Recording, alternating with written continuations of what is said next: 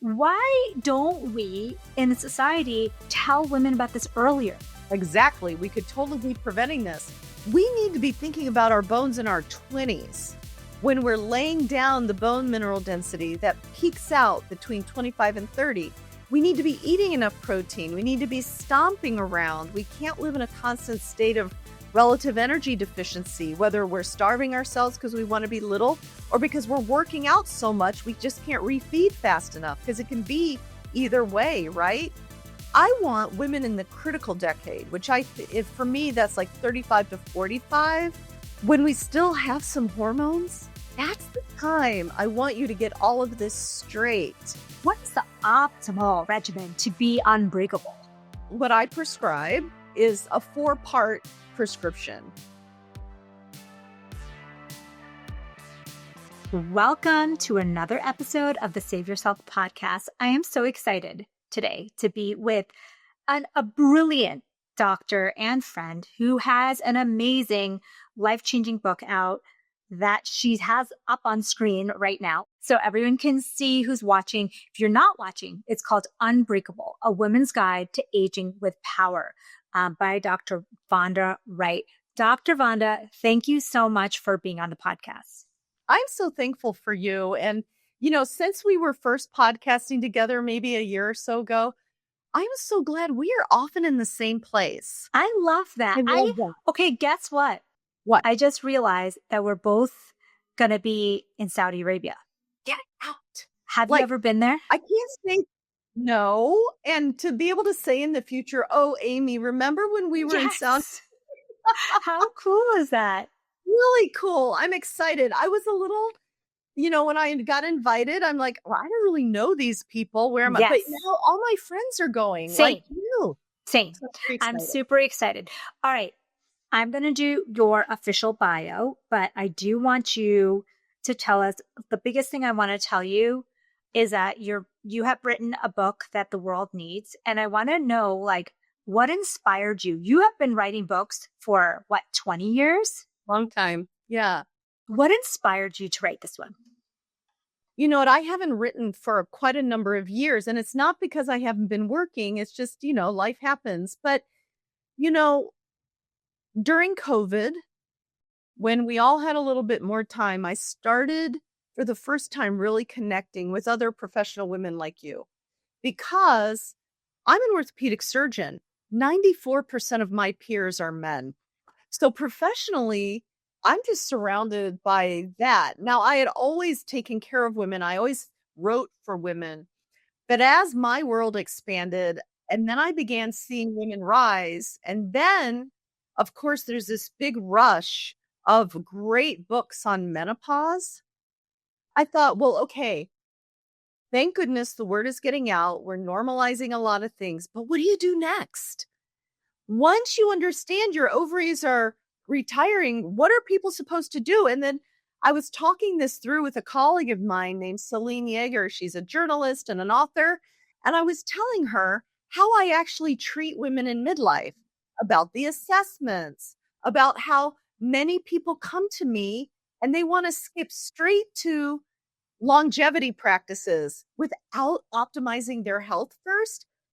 And as I was talking through my practice, my process, it became apparent to me that if I wanted women to know what to do next, if I wanted to give a voice in longevity from the women's perspective, I needed to write it down, because you and I both know, we're deep in this space, that many of the perspectives on longevity that are out there are from male science discussed by guys.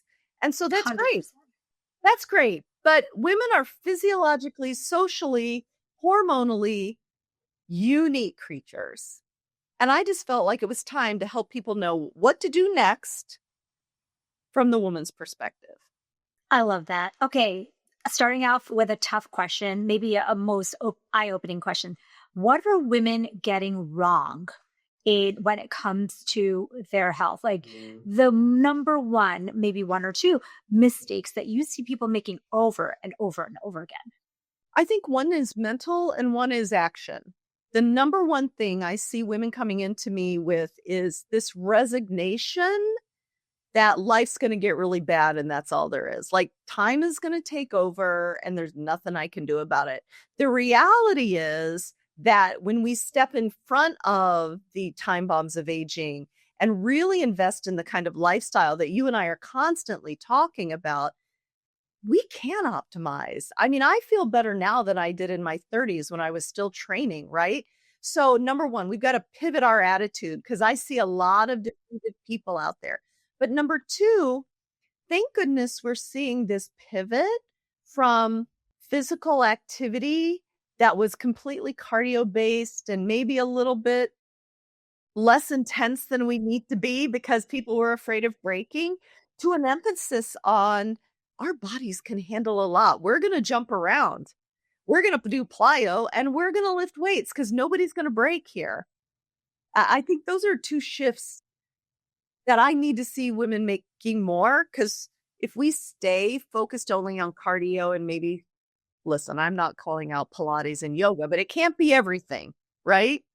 Dr. Lauren was an exercise physiologist. One thing that she pointed out to me, which I didn't know when I was younger, is that when you're doing these like super balanced poses, when you're like holding one leg and one arm out, like Pilates or yoga pose, you can't maximally load the muscle because you're already like off balance and so that's why like those smaller weights will challenge you.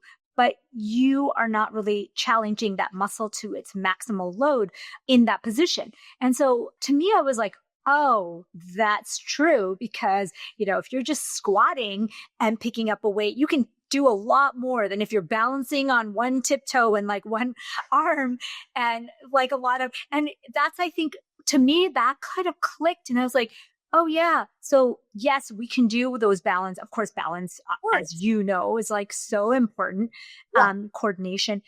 But there's also something to be said to be putting that load on the muscle in a maximal way and mixing that up with that.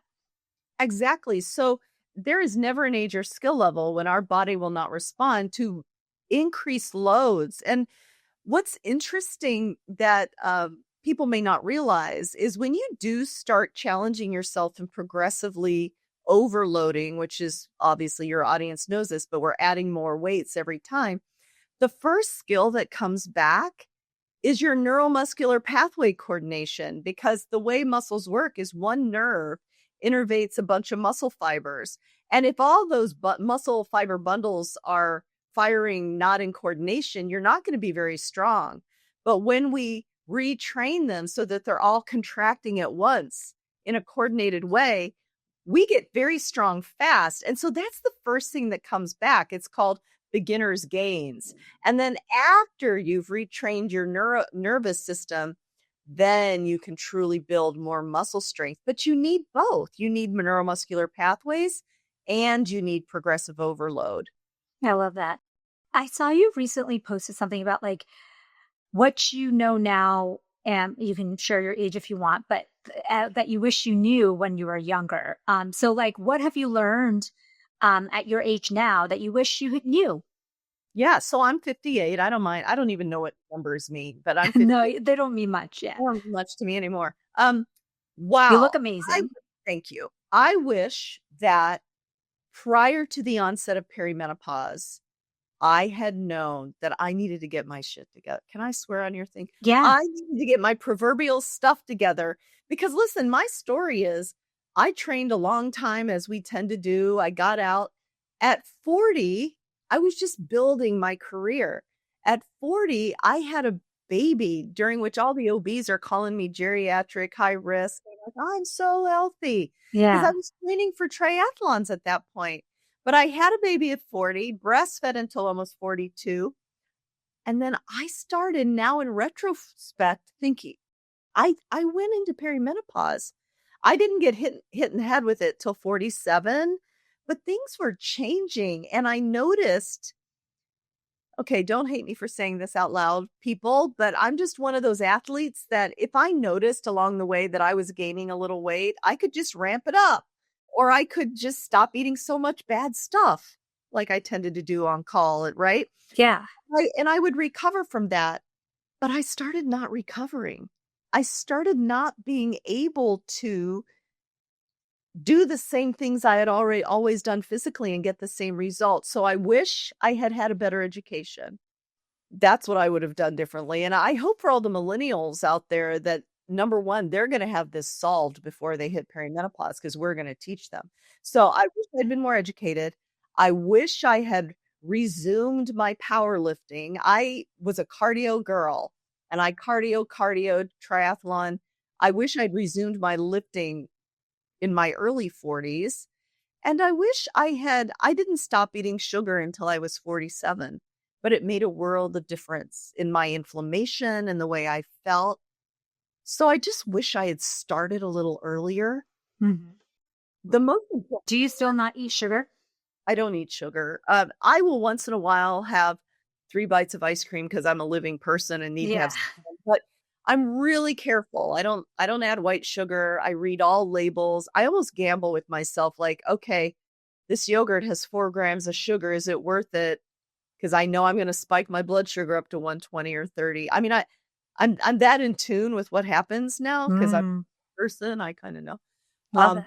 Yeah. So no, I don't eat as a rule sugar, but I mean, I'm human. I eat a French fry for lunch, for God's sake, if I'm telling people the truth. But I love that.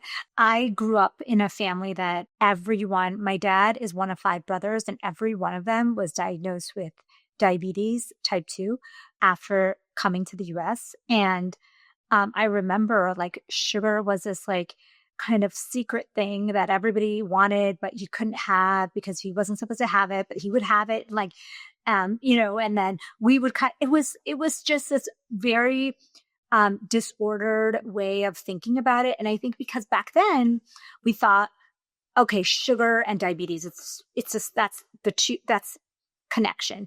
And if you ate it, you were bad. And if you, and now I realize that it was so much more complex than that, even back then. And it was like this, it was like new immigrant coming to the US now is sitting in a car, is eating pizza, because you're trying to work 2 jobs to try to make things work.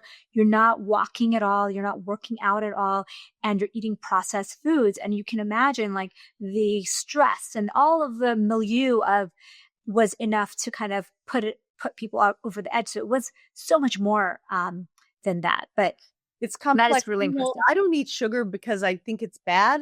I don't eat sugar because it really affects my energy and my inflammation. If I could get away with it, oh my God, are you kidding me? But it's just so profound. So that's, yeah. I used to do this. Have you ever done like a weight training, like a weightlifting? Not a competition, but I did this thing where like I was eating the macros, like a lot of trying to get more muscle and like all this stuff. And I remember we were allowed like one cheat meal, which usually turned into a cheat day. And I could not have eaten more junk in that one meal / day. And it was just, you feel so disgusting and tired and bloated after that. And that's when I really realized what it does to you. Yeah, I agree. Okay, before we go too far, because I was supposed to read your bio a long time ago, I'm going to do a quick official bio for Dr. Vonda, because I think it's important for people who, they may have seen you on social, they may have seen you maybe even speak, maybe, but they might not know what you've done and how accomplished you are. So it's Dr. Vonda Wright is a pioneering orthopedic surgeon, researcher, and expert in human performance, longevity, and an authority in women's health. Widely recognized for her innovative thought leadership, she is committed to redefining aging globally. Dr. Wright is a frequent media and conference expert, and her science-based approach is changing the lives of millions in midlife. Dr. Wright's compelling messages and no-nonsense delivery not only informs but inspires action, encouraging athletes and active people of all ages and skill levels to reclaim their health and thrive at every age of their life. She was trained at the Hospital for Special Surgery in New York, served as an academic surgeon, team doctor, and medical director of UPMC Lemieux Sports Complex at the University of Pittsburgh for 20 years, and now practices in beautiful Lake Nona, Florida, where she's the founder and CEO of Precision Longevity. And her latest book, Unbreakable, is going to be released very soon. August. What's the official date? August 26. 26. So basically, when we release this would be the week that you can get the book. So go ahead and order the book from all of the different places that you get books. Did you do an audiobook? Did you read it? I did. And it was not as easy as I thought it would be. No, not fun at all. I'm glad you thought the same thing. So I read one book and I died. And then I was like, I'm never doing that again. But then I realized I have a book coming out in February that I'm like, I need to read it, because I think what happens is it sucks. And reading a book, I think people who've never read a book on Audible or audiobook don't realize, like, you have to say it over and over and over again. Even though it's your same word, it's your words, they make you say it in the same energy and tone. Yes. So it doesn't ever sound like you're tired or you're like kind of taking a breath or whatever. That was tough.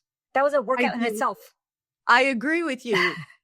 Well, you know what? I'm glad you read your upcoming book, because people want to hear your voice. They're used to you teaching them, right? I think so too. And also I think I'll do more asides and stuff like that, because I think people, that's the whole point of hearing it. That's how I read books now. It's like audio.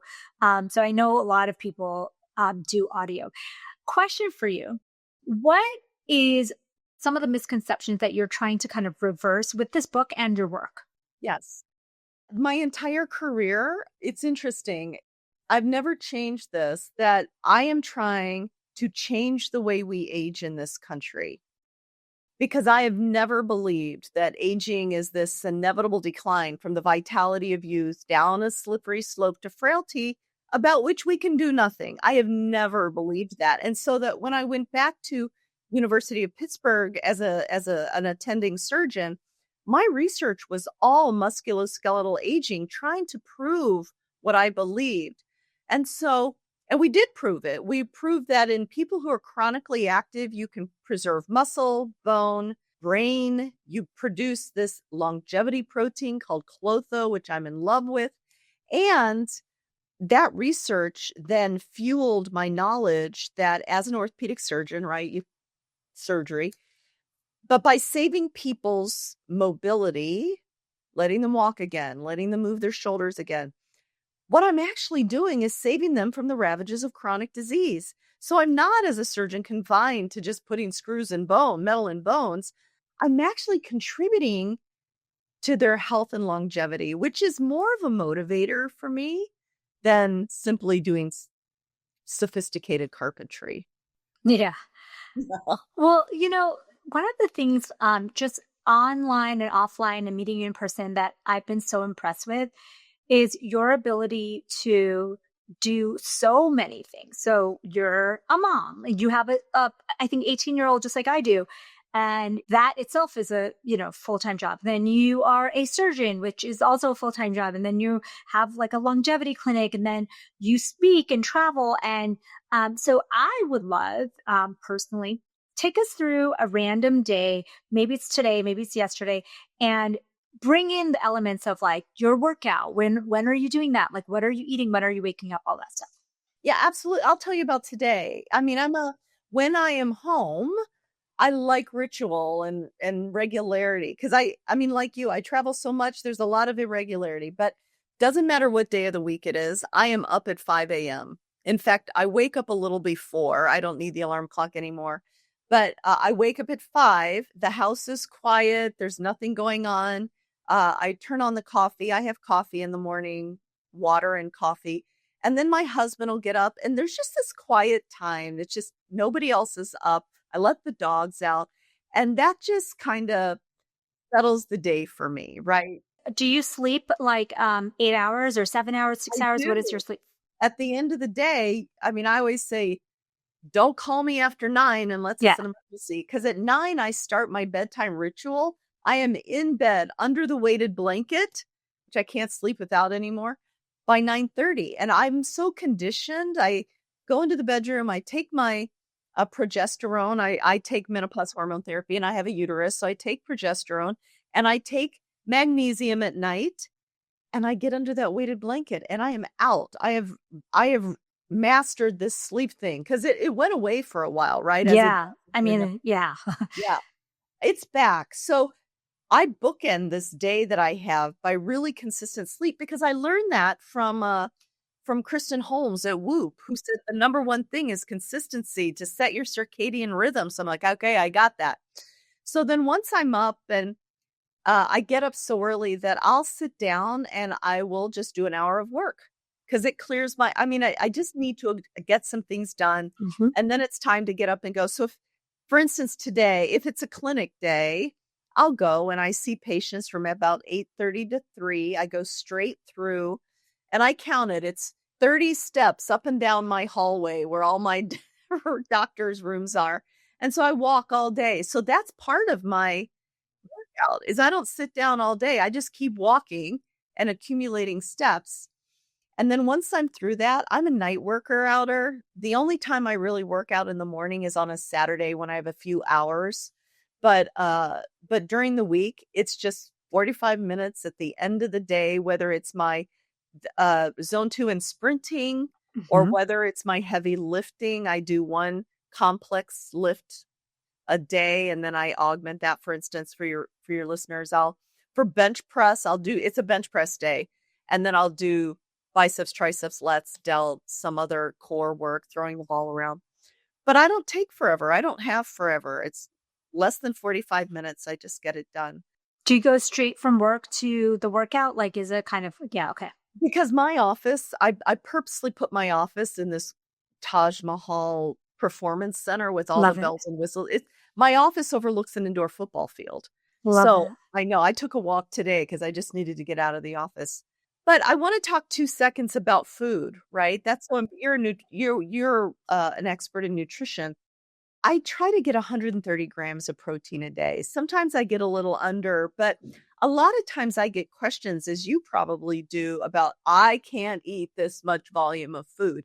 But the reality is, it's not that much volume if you do lean and you do so. I have the same breakfast every day, Amy. It's just because I'm a creature of habit. It's almost a cup of egg whites in an omelet, because that gives me 25 grams of protein. I have a half an avocado for good fat and some more fiber and protein. And then we saute spinach. So I get some, not that much fiber, but something, right? And then I bake sourdough every 2 weeks. And if I'm going to eat bread, I usually eat a little sourdough, because I found interesting. What do you think of this?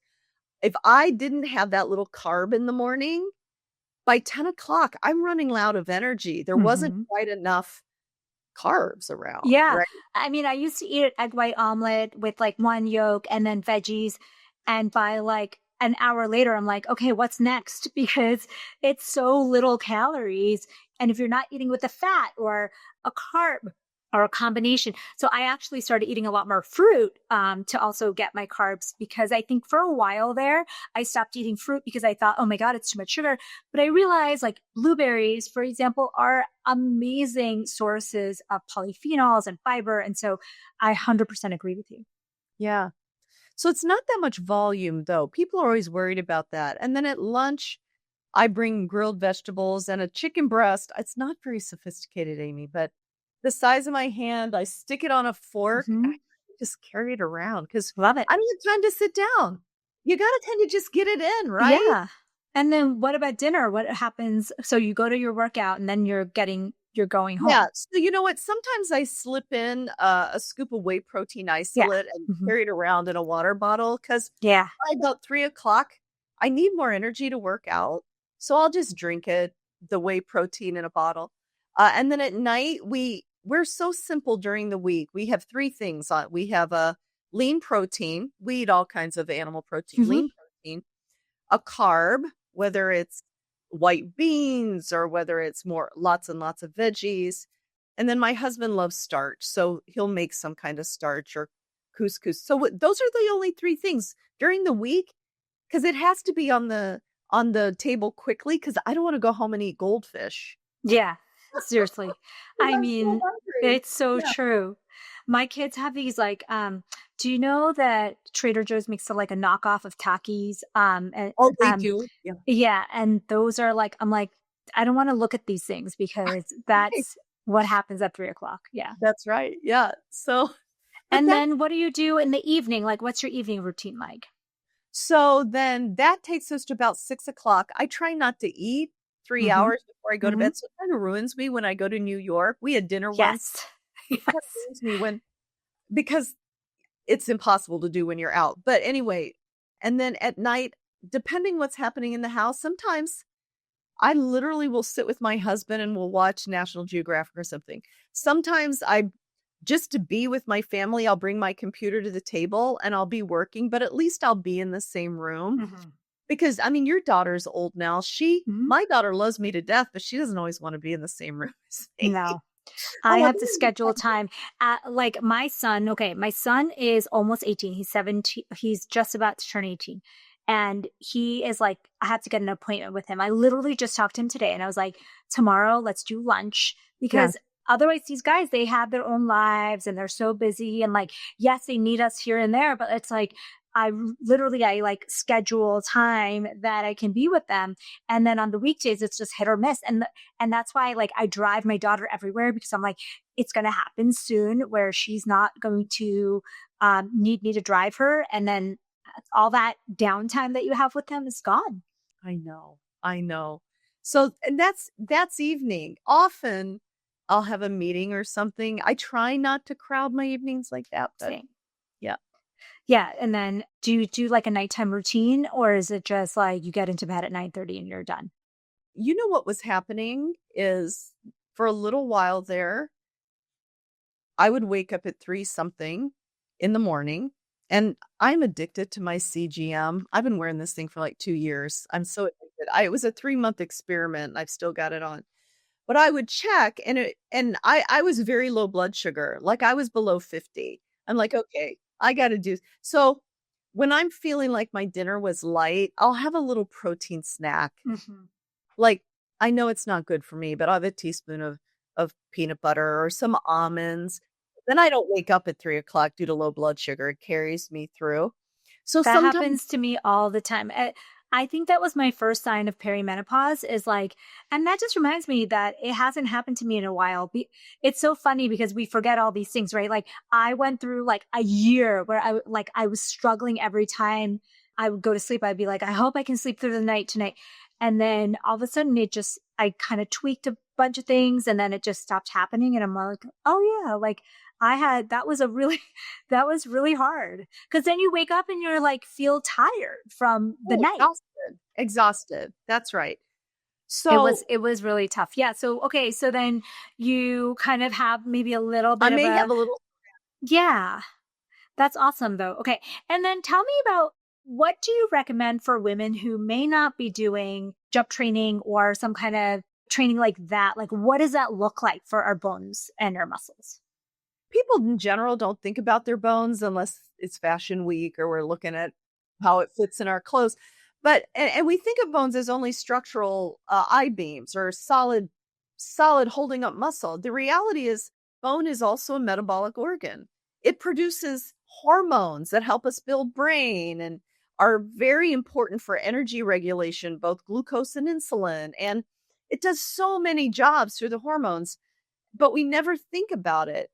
In Is fact, it just the muscle or is it the bone also that produces no. the hormone? Oh, no. Bones produce its own set of hormones. Bone produces osteocalcin, which does Yes. all the things I just talked about. It produces LCN2, which is critical for satiety. It travels right to the brain because when you think about bone is the storehouse of minerals in our body, and 50% of it is protein. So why wouldn't bone be involved in energy turnover and nutrition sensing and how much we eat? It just makes sense when you know all the jobs bones do. Yeah. But when I tell people that we've got to add jumping to our exercise regimen and we need to jump 20 to 50 times a day, and it's because the way bones build, in addition to the influence of estrogen and testosterone, is by turning biomechanical impulses, jumping, impact, running, into biochemical signals to lay down bone. And so it just converts one kind of energy to another kind of energy, and it tells the bone, oh, you need more, lay down more bone. Jumping will do that. So I encourage 20 to 50 jumps If you're going to do 50 at a time, break them up into a couple sessions. But I get a lot of DMs about my knees hurt, my pelvic floor is going to fall out. I can't do that. Yeah. Terrible. So there are many ways to accomplish it. We can jump on the ground. We can jump on a trampoline. We can jump in a pool. We can just stomp our heels on the ground, sit from a seated position as hard as we can, because we need to generate about 4 times body weight in our jumps to really cause the impact. Okay, so if we're stomping, how many stomps should we be doing? At least 20. Okay, 20 stomps, 20 and that's doable. Yes, so doable. A flight of stairs in an average house is 20. Yeah. First floor, and it's 17 between the first floor and second floor. So just do that a couple times. It was so funny. I was on a girls' trip of like a birthday trip with friends, and we did our body weight squats, and then we did our stomps, and then we did a few, and it was just fun. It was fun, like while you're just sitting around in the room catching up. And we were joking about how like it's not that hard. Like we literally did it, we laughed, and we went on with our day. It was like very, very easy. And for me, I find, okay, so first of all, genetically, I have very small bones. And you've seen me in person. And I have a lot of family history of like, oh, my grandmother fell and then she broke her hip and like, all that whole thing. Why don't we in society like tell women about this earlier? Like, I feel like women hear about this in their 60s and 70s, and maybe they're getting a DEXA because there's something else going on with them. But like, why are we getting this information so late when we could be forming the bone way early in life? Exactly. We could totally be preventing this. I like to scream from the mountaintops right now that poor bone is not an old lady problem. It is a young woman problem. But I think historically we haven't thought about it, because who does it happen to? Aunt Martha, who's 75 years old, and you just think it's because she's old. And we don't think that it's because she had a lifetime of poor bone quality. But we need to be thinking about our bones in our 20s, when we're laying down the bone mineral density that peaks out between 25 and 30. And we need to be eating enough protein. We need to be stomping around. We can't live in a constant state of relative energy deficiency, whether we're starving ourselves because we want to be little, or because we're working out so much we just can't refeed fast enough, because it can be either way, right? So, my poor 17-year-old daughter hears me all the time. She's like, oh, I better eat some more protein and go work out because I've got to build bones. I love that she's hearing that. But I want women in the critical decade, which for me, that's like 35 to 45.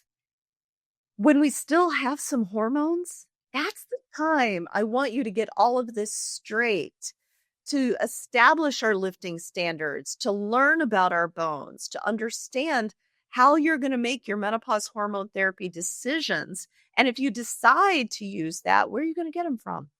So that we don't wait for this decline to happen. Well, I have actually a question about that. So that critical window, I agree, that 35 to 45, that is what's going to determine the next 30 plus years of your life. When it comes to bone and muscle health, is it critical? And this is, I guess there's a nuanced question. I think, like, for example, I'm in my 40s and I still have hormones. I still have a cycle. And I just so happen to test a few hormones. I still have them.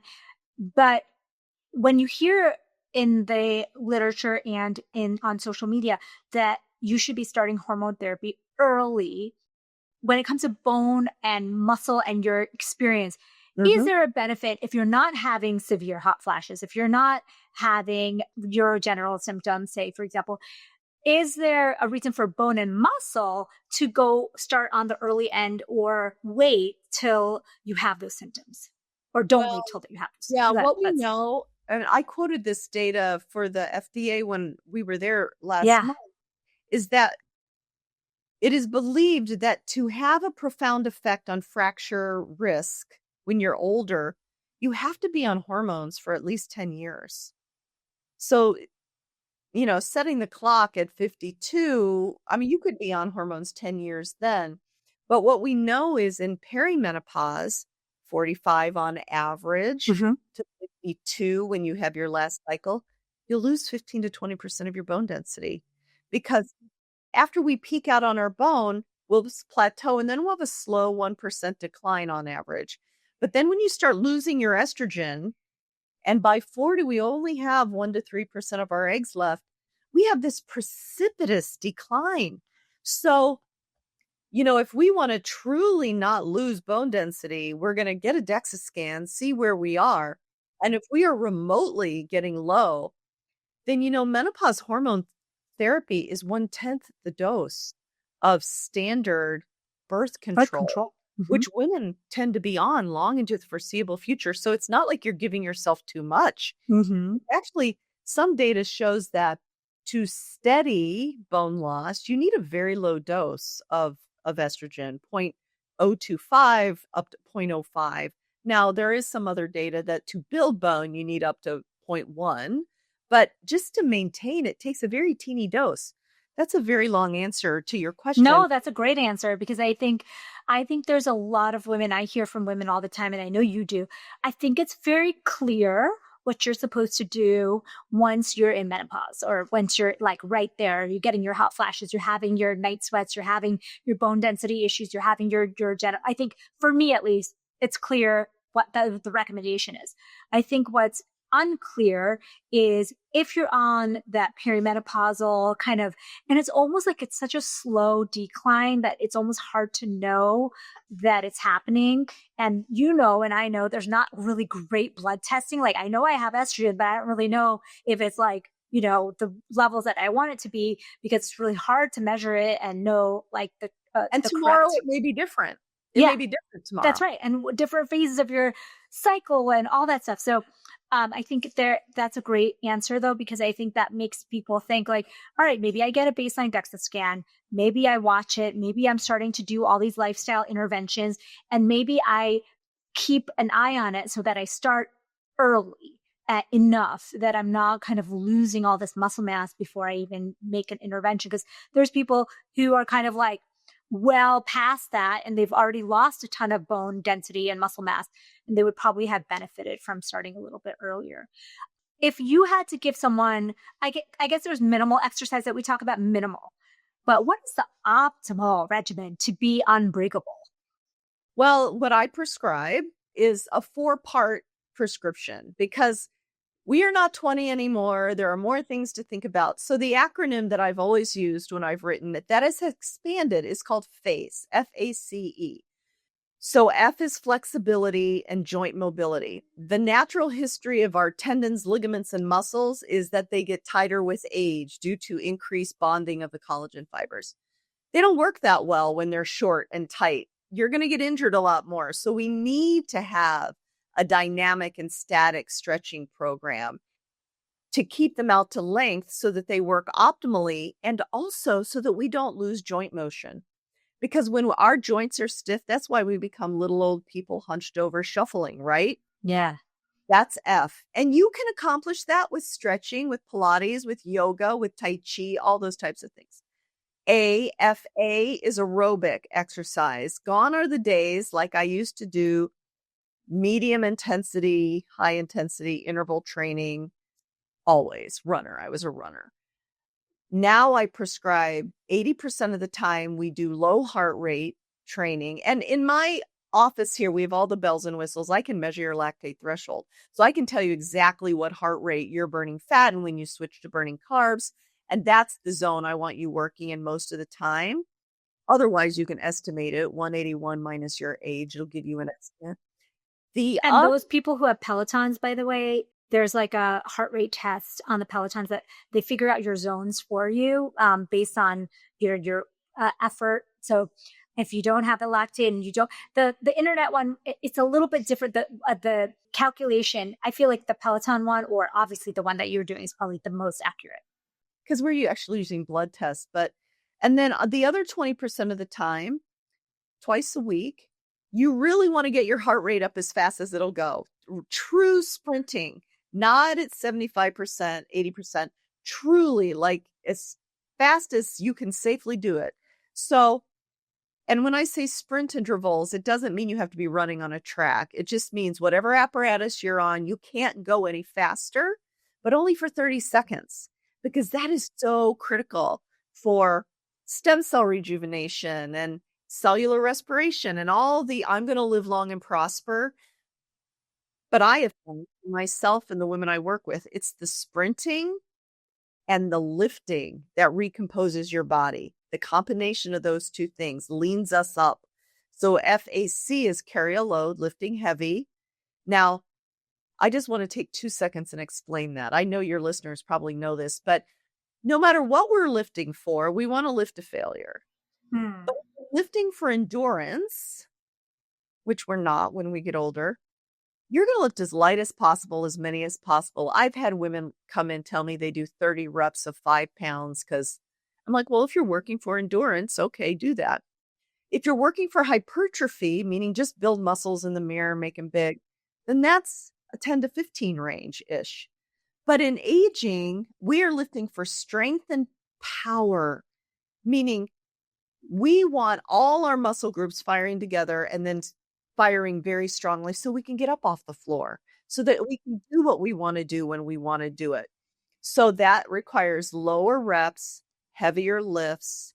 And so that's like, is it like 3 to 5 or 3 to 6 is the range, but I've been practicing so long, I know that people do better when I give them a specific instruction. So I was taught to do 4 reps, 4 sets, meaning at 4 reps on a bench press, I can get it up there. I can get 5 up there, but I'm not getting 6. So it's 1 rep in reserve. That's to failure. That's what failure means. Now, it takes a while to get there. If you're stepping away from the couch, you can't do this right away. Yeah. It may take you 6 months, 9 months, but that's the goal. It's so funny because like I went to a workout class this morning, right? And I picked the wrong, and it's a group workout class, so you're not really maxing yourself out. But it's like I picked the wrong weight. And just like you said, I could do 4, and then I'm supposed to be doing, 10 to 15 because that was like the workout circuit. But by 4, I was like, oh my God, I cannot possibly get there. And that's like that's what you're saying is like when you kind of take the weight that's a little too heavy for you, when you thought you were going to do 10 reps, but now you can only get through 4, like that's the right one. With good form. With good form. When you're lifting that heavy, you have to just know you're doing good form. No sloppy lifting, you're going to get hurt. And it's not always fast, right? Yeah. It's slow and steady. Unless you mean to lift for power, which I do describe in Unbreakable, when you get to that point, but that's almost torture. You go down 1, 2, 3, and then you push up fast. That's hard, but it builds power, right? It builds that reaction time. Okay, so this is amazing because we got so granular. I know this is like one of the busiest weeks for you because you have a whole book tour launch thing to do. Are you kind of doing a book tour, or are you mostly doing online stuff? Where are you going to be going? I am. So I'm doing a lot of great conversations like this, and I'm really so thankful that you were so good to talk to me about it. I am opening this book release in New York on August 26th. The Flow is having a live event, which is people can register for if they're in the city. We'll be all over the media. And then the next week, all of my family still lives in Pittsburgh. Dick's Sporting Goods and I have partnered, and we're doing a book signing in one of their big house of sports. Love it. And then we just continue. But listen, if any of your listeners are in the UK, I have 5 book signings in the UK in September.